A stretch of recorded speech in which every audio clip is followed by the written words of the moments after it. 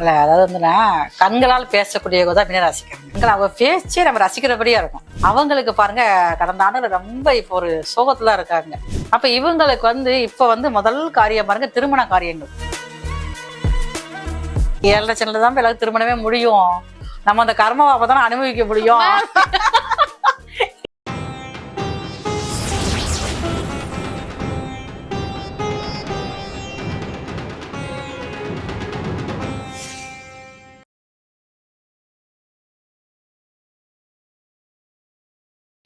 நேயர்கள் அனைவருக்கும் வணக்கம். இன்னைக்கு நம்மளோட மருத்துவ ஜோதிடர் SR சங்கரேஸ்வரி அவங்க தான் இணைஞ்சிருக்காங்க. அவங்க கிட்ட இந்த ஆகஸ்ட் மாத பலன்கள் பத்தி தான் கேட்டு தெரிஞ்சுக்க போறோம். நிகழ்ச்சிக்கு போகலாம். மேம் வணக்கம். மேம் வணக்கம். எப்படி மேம் இருக்கீங்க? நல்லா இருக்கும்.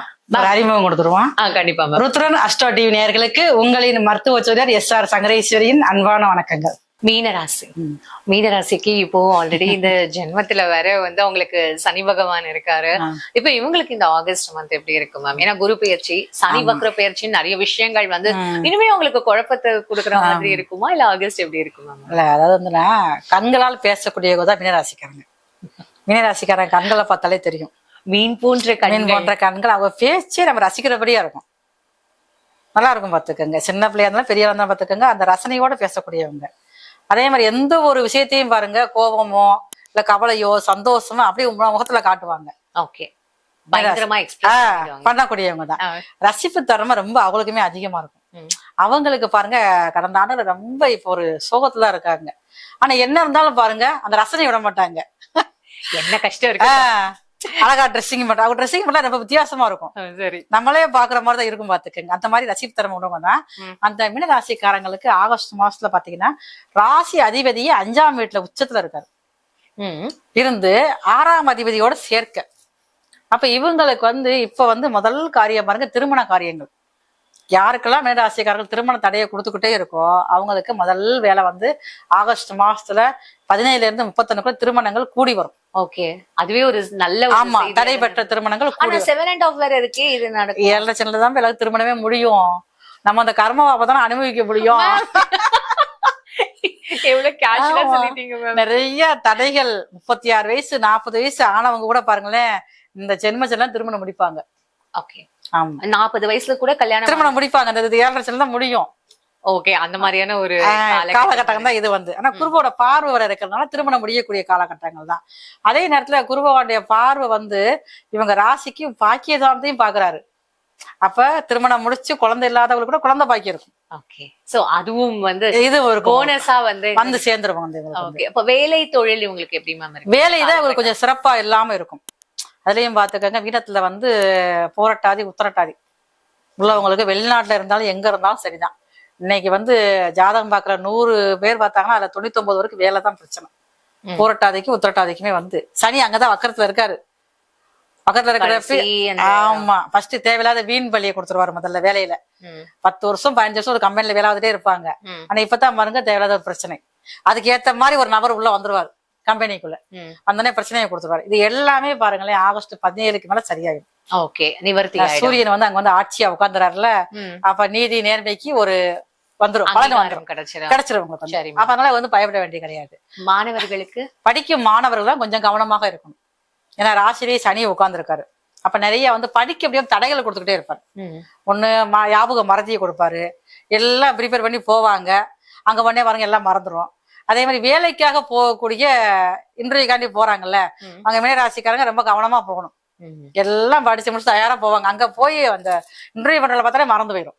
அந்த மாதிரி ஒரு காலகட்டங்கள் இது எப்ப இருக்கு பாத்தீங்கன்னா ஆகஸ்ட் மாசத்துல இருந்து 17க்கு அப்புறம் கொஞ்சம் சரியாகக்கூடிய வாய்ப்புகள் அதிகமா இருக்குது. அரசாங்க வேலைக்காக எதிர்பார்க்கலாம். அரசாங்க வேலை கிடைக்கும். ஆனா கொஞ்சம் இழுபறி ஆகிக்கிட்டே இருக்கும். இப்ப கிடைக்கும் அப்ப கிடைக்கும்னு சொல்லி எதிர்பார்த்துட்டே இருக்கிற மாதிரியே இருக்கும்.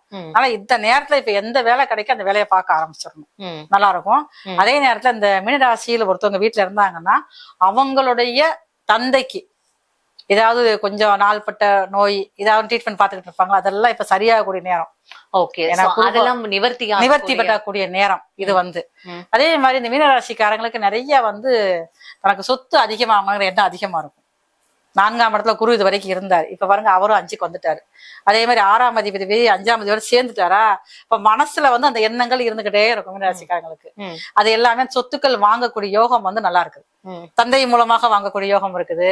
சில பேருக்கு பாத்தீங்கன்னா மூத்த குழந்தை அவங்களுடைய வருமானங்கள் வரக்கூடிய காலமும் இருக்குது. சரி, மீனராசியில் ஒருத்தவங்க பிறந்திருப்பாங்க, மூத்த பிள்ளை வந்து அப்பதான் படிச்சுட்டு வேலைக்கு போறது, அவங்க மூலமா ஒரு ஆதாயமான ஒரு சம்பவங்கள் நடக்க ஆரம்பிக்கும். Okay ma'am. சோ இதெல்லாம் ஒரு நல்ல ஒரு கால சூழலா உங்களுக்கு உருவாகும். கணவன் மனைவி ஒற்றுமை கணவன் மனைவி ஒற்றுமை இவங்க ராசிக்கு 12ஆம் இடத்துல ராகு இருக்காரு.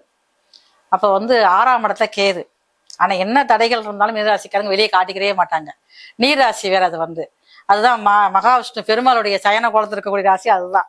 அதனால ரொம்ப பொறுமையா போகக்கூடியவங்க தான். எது வந்தாலும் சரி தனக்குள்ளேயே வச்சுக்கிறவங்க தான். இந்த ஆகஸ்ட் மாசத்துல 1ல இருந்து 17 வரைக்கும் நல்லா இருக்கும் ஒற்றுமை அப்படிங்கிறது.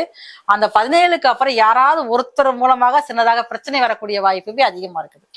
அப்ப அந்த காலகட்டங்களை இவர் ரொம்ப கவனமாக இருக்கும்.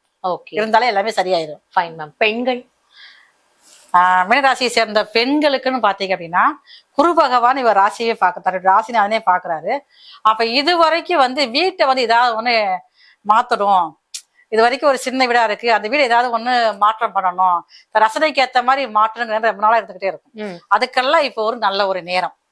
அதே மாதிரி வீட்டுல ஏதாவது ஒரு நவீனமான ஒரு பொருள் வாங்கி வைக்கணும், எலக்ட்ரிக் பொருளாகட்டும் ஏதாவது அதெல்லாம் வாங்க நினைச்சிட்டே இருப்பாங்கல்ல, அவங்களுக்கு இந்த ஆகஸ்ட் 1ல இருந்து இந்த 17க்குள்ள வாங்க ஆரம்பிச்சிருவாங்க. அதெல்லாம் கூட ஒரு சிறப்பான விஷயம். இப்ப இவங்களுக்கு பரிகாரம் மேம், ஏன்னா மீனராசி ஆல்ரெடி இந்த ஜென்மத்துல வர சனின்றது இருக்கிறதுனால மீனராசி சேர்ந்தவங்களுக்கு கிருஷ்ணர் தான். அது கிருஷ்ணர் ராதையோட இருக்கணும். அந்த கிருஷ்ணருக்கு அது எங்க இருக்காரோ அது பெரும்பாலும் கிருஷ்ணர் ஆலயங்கள் நம்ம அவ்வளவா இல்ல. அப்படி இல்லை அப்படின்னாலே போதும் பெருமாள் கோயில் கூட போகலாம். ஆனா கிருஷ்ணர் கோயிலுக்கு போனா ரொம்ப நல்லது. சிறப்பு, ரொம்ப சிறப்பு. அவங்களுக்கு நான் அவர் தான் எப்பயுமே சிரிச்சுக்கிட்டே இருப்பாரு. இந்த உலகத்தை மாய வலையில சிக்க வச்சவர் அவர் தானே, எந்த பிரச்சனை வந்தாலும் சரிதான். அதனால இவர் கிருஷ்ணர் ஆலயத்துக்கு தேடி போயிட்டாங்க அப்படின்னா ரொம்ப நல்லது. இவருக்கு இவருக்கு இப்ப இருக்கக்கூடிய அந்த 7.5 சனியோட பாதிப்பு, இந்த ராகுவோட பாதிப்பு, 6ஆம் இடத்த கேதுவோட பாதிப்பு எல்லாமே சரியாகக்கூடிய வாய்ப்பு இந்த மீனராசியில் பிறந்தவங்களுக்கு ரொம்ப அதிகமாவே இருக்கு. Super ma'am. இப்ப நம்ம ஆகஸ்ட் மாத பலன்கள் மேசம் முதல் மீனம் வரைக்கும் பார்த்திருக்கோம். இதுல நம்ம சொல்லக்கூடிய எல்லாமே கோச்சார பலன்கள் தான் சொல்லிக்கிட்டு இருக்கோம். இது ஒரு 20ல இருந்து ஒரு 30% தான் கேட்கும். நம்ம சொல்ற பலன்கள் எல்லாமே இருக்கும் பார்த்துக்கங்க. மற்றபடி உங்களுடைய சுயசாதகம் தான் முழுமையா உங்களுக்கு வேலை செய்யும். அதே நம்ம சொல்ற இந்த மாவிளக்கு தீபம் அப்படி சில பேருக்கு யோசனையா இருக்கலாம், என்ன மாவிளக்கு தீபம் போடுறீங்களே அப்படின்னு சொல்லிட்டு ஏன்னா நம்ம மற்ற விளக்கு போட்டா அது யாருக்குமே யூஸ் ஆகாது. அப்ப அந்த மாவிளக்கு தீபம் போடுறப்ப அது அங்க தீபம் ஏற்றி வச்சுட்டோம்னா அங்க வேலை பார்க்கக்கூடியவங்க இல்ல பசியில யாராவது வர்றவங்க கூட அதை எடுத்து சாப்பிட்டுக்குவாங்க. அது ஒருத்தருக்கு உணவாக போகுது. இன்னொன்னு எடுத்து சாப்பிடலாம் பரவாயில்ல, எடுத்து நம்ம குப்பையில போட்டாலுமே பாருங்க எறும்புகளுக்கு உணவாகும். எறும்புகள் புழுப்பூச்சிகளுக்கு உணவகத்தீங்களா. இதே நேரத்துல அந்த எறும்பு சாப்பிட்டாலே 100 பிராமணருக்கு நம்ம சாப்பாடு கொடுத்தது அர்த்தமாகும். அப்ப நம்ம போடுற மாவுளுக்கு எத்தனை பேத்துக்கு நமக்கு உணவாக போகுது. அந்த ஒரு துணுக்கு அந்த எறும்பு நம்ம எடுக்கிற உணவானது பாருங்க 2.5 வருஷத்துக்கு வச்சுக்கிறோம். அப்ப ஒருத்தருடைய ஜென்மச்சரி 2.5 வருஷம், விரைச்சரி 2.5 வருஷம், பாரசரி 2.5 வருஷம். இதனாலதான் பாருங்க மாவிளக்கு தீபம் போடுறது முக்கியத்துவம் இதுதான். ஆமா, அந்த மாவிளக்கு தீபம் போடுறது ரொம்ப ரொம்ப நல்ல ஒரு அமைப்பு. மேம் இவ்வளவு அழகா ஒரு பரிகாரத்துல எவ்வளவு விஷயங்கள் நன்மைகள் இருக்கு அப்படின்றத ரொம்ப அழகா எங்களுக்கு சொல்லியிருக்கீங்க. ஒவ்வொரு ராசிக்கும் எந்த மாதிரியான பரிகாரங்கள் செய்யணும், எதுல கவனமா இருக்கணும், எதோ உங்களுக்கு நல்லது கொடுக்கணும்ன்றத ரொம்ப அழகா சொல்லியிருக்கீங்க. உங்களோட நேரத்துக்கும் உங்களோட பார்வைக்கும் ரொம்ப நன்றி. தொடர்ந்து பேசுவோம் மேம். ரொம்ப நன்றி.